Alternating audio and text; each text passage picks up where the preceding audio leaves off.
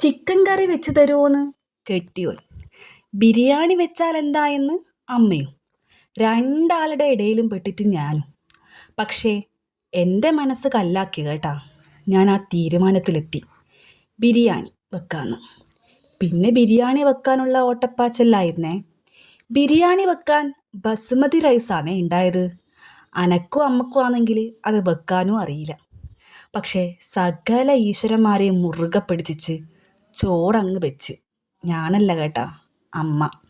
പക്ഷേ അത് കുറച്ച് വെന്ത് പോയെങ്കിലും കുഴപ്പമുണ്ടായിട്ടില്ല. അങ്ങനെ ചോറും റെഡിയായി, മസാലയും റെഡിയായി കേട്ടോ.